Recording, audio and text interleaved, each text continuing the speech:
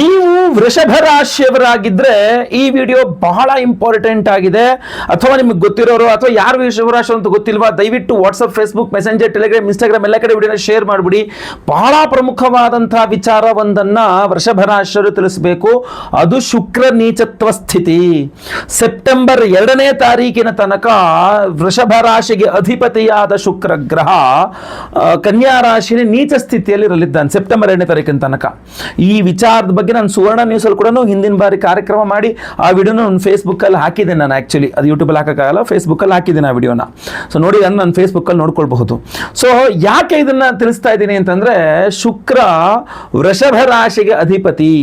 So ಶುಕ್ರ ಗ್ರಹ ವೃಷಭ ರಾಶಿಯವರಿಗೆ ರಾಶ್ಯಾಧಿಪತಿಯೂ ಹೌದು, ಷಷ್ಠ್ಯಾಧಿಪತಿಯೂ ಹೌದು, ಪಂಚಮದಲ್ಲಿ ನೀಚ ಸ್ಥಿತಿಯಲ್ಲಿ ಇರಲಿದ್ದಾನೆ ಸೆಪ್ಟೆಂಬರ್ 2ನೇ ತಾರೀಕಿನ ತನಕ. ನಿಮಗೆ ಅಲ್ಲಿ ತನಕ ಸ್ವಲ್ಪ ಸಮಸ್ಯೆಗಳಾಗುವ ಸಾಧ್ಯತೆ ಇರ್ತದೆ. ಯಾಕೆಂದರೆ ರಾಷ್ಟ್ರಾಧಿಪತಿ ಷಷ್ಠಾಧಿಪತಿ ನೀಚ ಆಗ್ಬಿಟ್ರೆ ಸಮಸ್ಯೆಗಳಾಗುತ್ತೆ. ಅದು ಏನೇನು ಸಮಸ್ಯೆಗಳು, ಏನು ಪರಿಹಾರ ಎಲ್ಲ ಸ್ಪಷ್ಟವಾಗಿ ಈ ವಿಡಿಯೋದಲ್ಲಿ ತಿಳಿಸ್ತೇನೆ. ಸೊ ಆದ್ರಿಂದ ನಾನು ಹೇಳ್ತಾ ಇರುವಂಥದ್ದು, ದಯವಿಟ್ಟು ವಿಡಿಯೋನ ಶೇರ್ ಮಾಡಿ ಅಂತ ಹೇಳಿ. ಓಂ ಶುಕ್ರಾಯ ನಮಃ ಅಂತ ಹೇಳ್ಬಿಟ್ಟು ಕಮೆಂಟ್ ಮಾಡಿ. ಪ್ರತಿಯೊಬ್ಬರು ನೋಡ್ತಾ ಇರತಕ್ಕಂಥವ್ರು ಖಂಡಿತವಾಗಿ ಒಳ್ಳೇದಾಗಲಿ. ಫೇಸ್ಬುಕ್ಕಲ್ಲಿ, ಇನ್ಸ್ಟಾಗ್ರಾಮ್ ನೋಡ್ತಾರೆ, ನಮ್ಮ ಪೇಜ್ ಫಾಲೋ ಮಾಡಲಿಕ್ಕೆ ಮರಿಬೇಡಿ. ಯೂಟ್ಯೂಬ್ ನೋಡ್ತಾ ಇದ್ರೆ ನಮ್ಮ ಚಾನಲ್ ಸಬ್ಸ್ಕ್ರೈಬ್ ಮಾಡ್ಕೊಂಡು ಬೆಲ್ ಬಟನ್ ಒತ್ಕೊಂಡು ಆಲ್ ಅಂತ ಮಾಡ್ಲಿಕ್ಕೆ ದಯವಿಟ್ಟು ಮರಿಬೇಡಿ.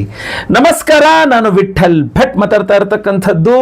ಮುಖ್ಯವಾಗಿ ರಾಷ್ಟ್ರಾಧಿಪತಿಯೇ ನೀಚ ಸ್ಥಿತಿ ಅಂತಂದಾಗ ಓವರ್ ಆಲ್ ಡೆವಲಪ್ಮೆಂಟ್ ಒಂದು ಸ್ವಲ್ಪ ಹಾಲ್ಟ್ಗೆ ಬಂದ್ಬಿಡ್ತದೆ, ಅಂದ್ರೆ ನಿಂತು ಹೋಗ್ಬಿಡ್ತದೆ ಅಂತ ಹೇಳಿ, ಬೆಳವಣಿಗೆ ನಿಂತು ಹೋಗ್ತದೆ ಅಂತ ಹೇಳಿ.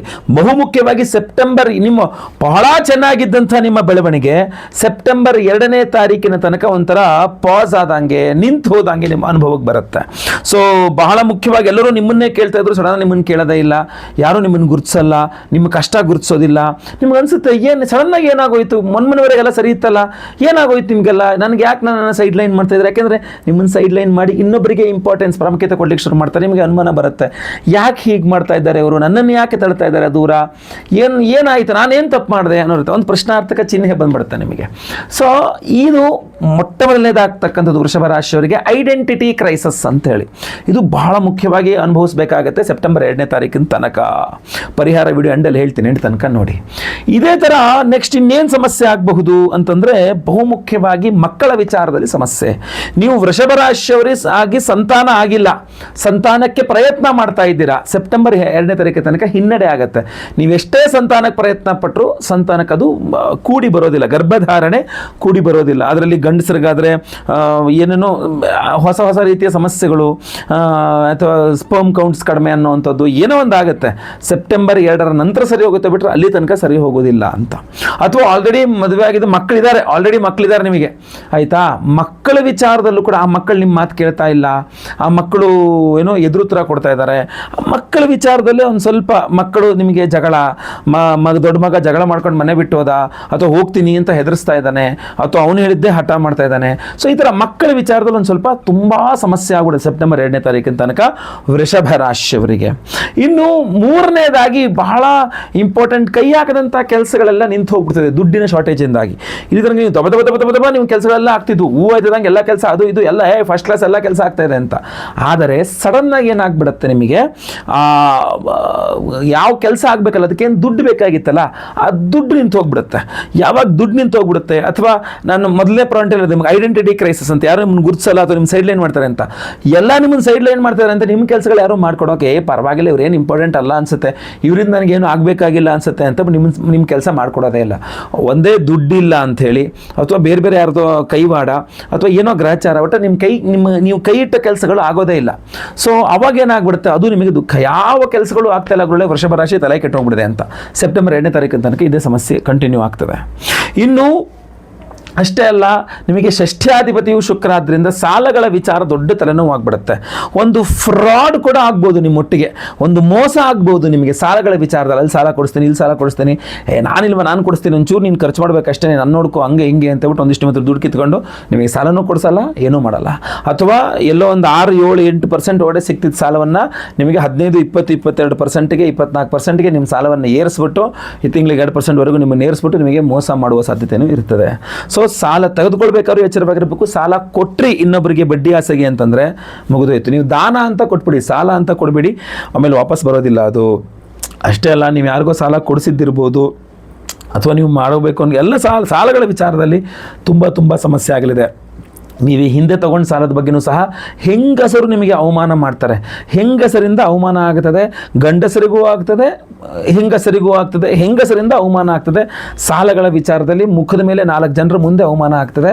ಸೊ ಬಹಳ ಕೇರ್ಫುಲ್ ಆಗಿರಬೇಕು ವೃಷಭ ರಾಶಿಯವರು. ಸೊ ಈ ಥರ ಕಂಟಿನ್ಯೂಸ್ ಆಗಿ ಆಮೇಲೆ ಇನ್ನೊಂದೇನಪ್ಪ ಅಂತಂದರೆ ಶತ್ರುಗಳ ಬಾಧೆನೂ ಜಾಸ್ತಿ ಆಗ್ಬಿಡುತ್ತೆ.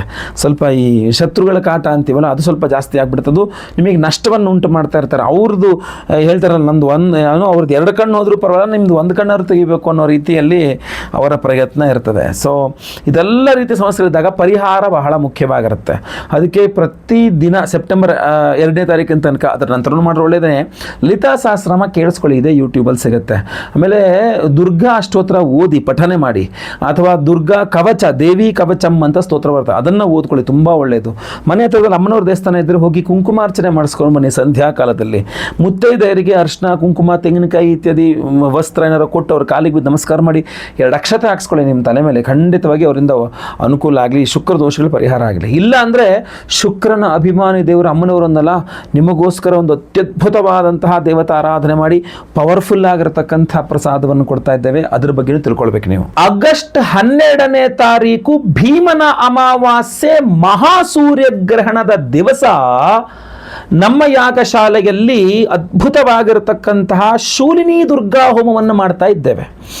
ಅದು ಶುಕ್ರನ ಅಭಿಮಾನಿ ದೇವರು ಗೊತ್ತಾಯ್ತಲ್ವಾ. ಸೊ ಶುಕ್ರ ಶಾಂತಿಯನ್ನು ಮಾಡಿ ಶೂಲಿನಿ ದುರ್ಗಾ ಹೋಮವನ್ನು ಮಾಡಿ, ಅವತ್ತು ಮಹಾಸೂರ್ಯಗ್ರಹಣ ಇರೋದ್ರಿಂದ ಸಹಸ್ರ ರವಿ ಶಾಂತಿ ಹೋಮವನ್ನು ಮಾಡ್ತಾ ಇದ್ದೇವೆ. ನಿಮಗೆ ಬಹಳ ಇಂಪಾರ್ಟೆಂಟ್ ಆಗಿರತಕ್ಕಂತಹ ಒಂದು ದೇವತಾರಾಧನೆ ಹಾಗೂ ವಿಶೇಷವಾದಂತಹ ಪ್ರಸಾದವನ್ನು ಕೊಡ್ತಾ ಇದ್ದೇವೆ. ನಿಮಗೆ ರಾಜಯೋಗವನ್ನು ಕೊಡ್ತಕ್ಕಂಥ ರಾಜವರ್ಧನ ಮಣಿ ಉಂಗುರವನ್ನು ಕೊಡ್ತಾ ಇದ್ದೇವೆ ಪ್ರತಿಯೊಬ್ಬರಿಗೂ ಸಹ.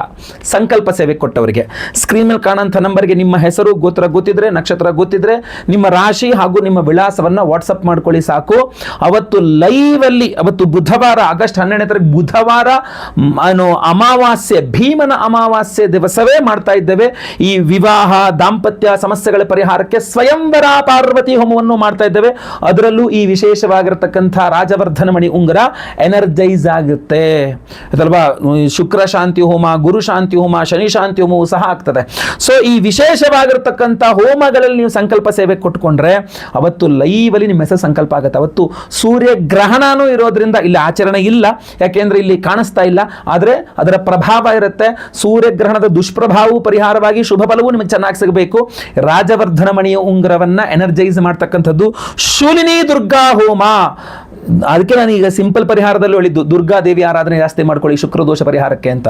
ಸೊ ಶುಕ್ರದೋಷವು ಪರಿಹಾರ ಆಗುತ್ತೆ, ಅಮ್ಮನವರ ಅನುಗ್ರಹ ಸಿಗುತ್ತೆ, ಗ್ರಹಣ ದೋಷವು ಪರಿಹಾರ ಆಗುತ್ತೆ. ವಿಶೇಷವಾಗಿ ರಾಜವರ್ಧನ ಮಣಿ ಉಂಗುರ ರಾಜಯೋಗವನ್ನು ಕೊಡುತ್ತೆ. ಪ್ರತಿಯೊಬ್ಬರೂ ಸಹ ಸಂಕಲ್ಪ ಸೇವೆ ಕೊಟ್ಟ ಪ್ರತಿಯೊಬ್ಬರಿಗೂ ಕೊಡ್ತಾ ಇದ್ದೇವೆ. ಇದೆಲ್ಲರೂ ಸಹ ಧಾರಣೆ ಮಾಡ್ಕೊಳ್ಬಹುದಾಗಿರ್ತದೆ. ಉಂಗುರದ ಬೆರಳಲ್ಲಿ ಧಾರಣೆ ಮಾಡ್ಕೊಳ್ಬಹುದು. ಪ್ರತಿಯೊಬ್ಬರು ಗಂಡಸರು ಹೆಂಗಸರು ಎಲ್ಲರೂ ಸಹ ಧಾರಣೆ ಮಾಡ್ಕೊಳ್ಬಹುದು. ಈ ಹಿಂದೆ ಅಂದರೆ ಜನವರಿಯಲ್ಲೋ ಏನೋ ಮತ್ತು ಒಂದ್ಸಲ ಕೊಟ್ಟಿದ್ದಾಗಿತ್ತು, ಈಗ ಬಹಳ ಕಾಲ ಆಯಿತು, ಅದು 6 ತಿಂಗಳ ಮೇಲೆ ಆಗೋಯ್ತು. ಸೊ ಅದರಿಂದ 8 ತಿಂಗಳಿಗೆ ಆಗೋಯ್ತು. ಸೊ ಈ ಒಂದು ಹಳೆ ಉಂಗುರ ನಿಮ್ಮ ಹತ್ರ ಏನಿದ್ರೆ ಅದನ್ನು ಹರಿಯುವ ನೀರಲ್ಲಿ ಎಲ್ಲರೂ ವಿಸರ್ಜನೆ ಮಾಡಿ ಈ ಹೊಸ ಉಂಗುರನ್ನು ಮತ್ತೆ ಸಂಕಲ್ಪ ಸೇವೆ ಕೊಟ್ಕೊಳ್ಬಹುದು, ಅಕಸ್ಮಾತ್ ನಿಮ್ಮಲ್ಲಿ ಇದ್ದರೆ. ಆಯ್ತಲ್ಲ, ಭಾಳಷ್ಟು ಜನ ಫೋನ್ ಮಾಡ್ಕೊಂಡು ನನಗೆ ತಿಳಿಸಿದ್ದಾರೆ, ಮೆಸೇಜ್ಗಳು ಮಾಡಿದ್ದಾರೆ, ತುಂಬ ಚೆನ್ನಾಗಿದೆ, ತುಂಬ ಒಳ್ಳೆ ಪ್ರಭಾವ ಆಗಿದೆ ಅಂತ. ಇದು ಲಿಮಿಟೆಡ್ ಆಗಿ ಮತ್ತೆ ಪುನಃ ಮಾಡಿಸಿದ್ದೇನೆ, ಇದು ಮತ್ತೆ ಪುನಃ ನಿಮಗೆ ಕೊಡ್ತಾ ಇದ್ದೇನೆ. ಸಂಕಲ್ಪ ಸೇವೆಗೆ ಹೆಸರು ಕೊಟ್ಕೊಳ್ಳಿ ಸ್ಕ್ರೀನ್ ಮೇಲೆ ಕಾಣುವಂಥ ನಂಬರ್ಗೆ. ಅವತ್ತು ನೀವೇನಾದ್ರು ರಿಜಿಸ್ಟರ್ ಆದ್ರಿ ಅಂದರೆ ನಿಮ್ಮ ಹೆಸರು ನಾನೇ ಲೈವಲ್ಲಿ ಸಂಕಲ್ಪ ಮಾಡ್ತೇನೆ. ನಿಮ್ಮ ಹೆಸರು ಲೈವಲ್ಲಿ ಭೀಮನ ಅಮಾವಾಸ್ಯೆ ದಿವಸ, ಸೂರ್ಯಗ್ರಹಣ ದಿವಸ ಲೈವಲ್ಲಿ ನಿಮ್ಮ ಹೆಸರು ಸಂಕಲ್ಪ ಆಗೋದು ನೀವು ನೋಡ್ಕೊಳ್ಬಹುದು, ಕೇಳಿಸ್ಕೊಳ್ಬಹುದು. ಎಲ್ಲ ಹೋಮದ ಭಸ್ಮ, ಕುಂಕುಮಾರ್ಚನೆ, ಕುಂಕುಮ ಪ್ರಸಾದ ಸಹಿತ ಈ ವಿಶೇಷವಾಗಿರತಕ್ಕಂತಹ ರಾಜವರ್ಧನ ಮಣಿ ಉಂಗುರವನ್ನು ನಿಮಗೆ ನಾನು ಸ್ಪೀಡ್ ಪೋಸ್ಟ್ ಮೂಲಕ ಕಳಿಸ್ಕೊಡ್ತೇನೆ. ಎಲ್ಲರೂ ಆ ಹೋಮದ ಭಸ್ಮ, ಕುಂಕುಮಾರ್ಚನೆ, ಕುಂಕುಮವನ್ನು ಹಣೆಗೆ ಹಚ್ಕೊಳ್ಳಿ. ಈ ರಾಜವರ್ಧನ ಮಣಿ ಉಂಗುರವನ್ನು ನೀವು ಬೆರಳಿನಲ್ಲಿ ಧಾರಣೆ ಮಾಡ್ಕೊಳ್ಬಹುದಾಗಿರ್ತದೆ. ಅಡ್ಜಸ್ಟಬಲ್ಲು, ಏನೂ ತೊಂದರೆ ಇಲ್ಲ, ತುಂಬ ಚೆನ್ನಾಗಿರ್ತದೆ. ಪ್ರತಿಯೊಬ್ಬರು ಸಹ ಧಾರಣೆ ಮಾಡ್ಕೊಳ್ಳಿ. ಸಂಕಲ್ಪ ಸೇವೆಗೆ ಹೆಸರು ಕೊಟ್ಕೊಳ್ಳಿ ಸ್ಕ್ರೀನ್ ಮೇಲೆ ಕಾಣೋ ನಂಬರ್ಗೆ. ಬೇಗ ಬೇಗ ನಿಮ್ಮವರ ವಾಟ್ಸಪ್ ಮಾಡ್ಕೊಳ್ಳಿ, ಕರೆ ಮಾಡಿ ವಾಟ್ಸಪ್ ಮಾಡ್ಕೊಳ್ಳಿ. ಬಹಳ ಇಂಪಾರ್ಟೆಂಟ್. ವಾಟ್ಸಪ್ ಮಾಡ್ಕೊಂಡ್ರೆ ನಮ್ಮ ಹತ್ರ ಡಾಟಾ ಇರ್ತದೆ, ನಾವು ನಿಮಗೆ ರಿಪ್ಲೈ ಮಾಡ್ತೇವೆ. ನೀವು ಆರಾಮಾಗಿ ಪೇಮೆಂಟ್ ಮಾಡಿಕೊಂಡು ಸಂಕಲ್ಪ ಸೇವೆಗೆ ಹೆಸರು ಕೊಟ್ಕೊಳ್ಬಹುದು. ಒಳ್ಳೆಯದಾಗಲಿ. ಈ ಇಂಪಾರ್ಟೆಂಟ್ ವಿಡಿಯೋನ ಪ್ರತಿಯೊಬ್ಬರಿಗೂ ರೀಚ್ ಆಗೋ ಥರ ದಯವಿಟ್ಟು WhatsApp, Facebook, messenger, Telegram, Instagram ಎಲ್ಲ ಕಡೆ ಸಾಮಾಜಿಕ ಜಾಲತಾಣಗಳಲ್ಲಿ ವಿಡಿಯೋನ ಶೇರ್ ಮಾಡಲಿಕ್ಕೆ ಮರಿಬೇಡಿ. ನೀವು ಇನ್ನೂ ನಮ್ಮ ಚಾನಲ್ ಸಬ್ಸ್ಕ್ರೈಬ್ ಮಾಡ್ಕೊಂಡಿಲ್ಲ, ಯೂಟ್ಯೂಬ್ ನೋಡ್ತಾ ಇರೋ ನಮ್ಮ ಚಾನಲ್ ಸಬ್ಸ್ಕ್ರೈಬ್ ಮಾಡ್ಕೊಂಡು ಬೆಲ್ ಬಟನ್ ಅಂತ ಮಾಡಲಿಕ್ಕೆ ಮರಿಬೇಡಿ. ಫೇಸ್ಬುಕ್ಕಲ್ಲೋ ಇನ್ಸ್ಟಾಗ್ರಾಮಲ್ಲೋ ಈ ನಮ್ಮ ವಿಡಿಯೋ ನೋಡ್ತಾ ಇದ್ದಾರೆ ಅಂದರೆ ದಯವಿಟ್ಟು ನಮ್ಮ ಪೇಜನ್ನು ಫಾಲೋ ಮಾಡಲಿಕ್ಕೆ ದಯವಿಟ್ಟು ಮರಿಬೇಡಿ. ಏನಾದ್ರು ವಿಶೇಷ ಪ್ರಶ್ನೆಗಳಿದ್ದರೆ ಕಮೆಂಟ್ ಮಾಡಿ, ನಾನು ಕಮೆಂಟ್ಸ್ನ ಓದ್ತಾ ಇರ್ತೇನೆ. ಒಳ್ಳೆಯದಾಗಲಿ. ಮುಂದಿನದಲ್ಲಿ ಮತ್ತೆ ಪುನಃ ನಿಮ್ಮನ್ನು ಭೇಟಿ ಮಾಡ್ತೇನೆ. ಲೋಕ ಸಮಸ್ತ ಸುಖಿನೋ ಭವಂತು. ನಾರಾಯಣ ನಾರಾಯಣ ನಾರಾಯಣ.